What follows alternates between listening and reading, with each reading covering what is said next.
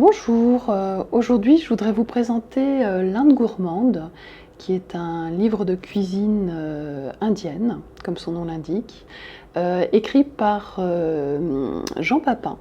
Jean Papin, au départ, c'est un traducteur et il y a de ça maintenant une vingtaine d'années, il a publié ce livre sur la cuisine indienne chez Picquier, qui maintenant est à un certain nombre de rééditions et qui est pour moi le livre absolument indispensable si vous aimez manger indien et si vous souhaitez découvrir la cuisine indienne.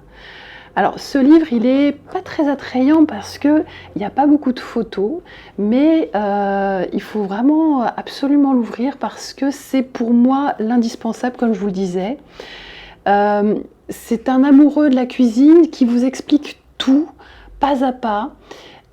Il vous fait un petit descriptif des différentes épices. Il vous explique comment réaliser vos propres mélanges d'épices.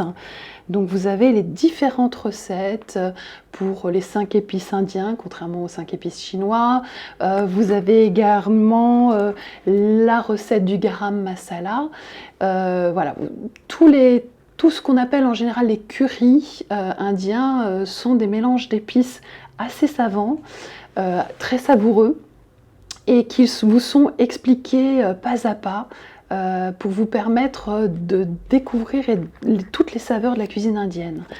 À l'intérieur de ce livre, vous avez donc les différentes préparations du riz, des légumes, les petites salades d'accompagnement des plats, les raïtas. Vous avez également tout un chapitre sur la cuisine végétarienne, les currys végétariens, les currys de viande, de poisson, de crustacés. Et dans chaque recette est toujours très clairement indiquée. Vous avez le détail donc des différents aliments, des différentes épices. C'est toujours extrêmement précis, hein, donc c'est vraiment les cuillères à café rases, donc il faut être très scrupuleux.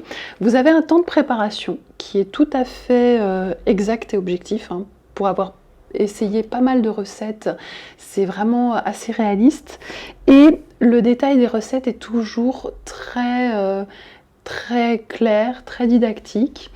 Autant vous dire que ces dernières années, j'ai beaucoup utilisé cet ouvrage. La cuisine indienne, alors ça se mérite, hein, il faut être patient. C'est un petit peu long à réaliser. Il faut parfois prévoir une petite après-midi, mais si vous êtes assez scrupuleux, si vous êtes attentif à ce que vous faites, vous ne pourrez jamais rater un plat. C'est vraiment un délice. Moi, je vous invite vraiment à découvrir ce petit livre et je suis sûre qu'une fois que vous l'aurez testé, vous considérerez comme moi que c'est un indispensable.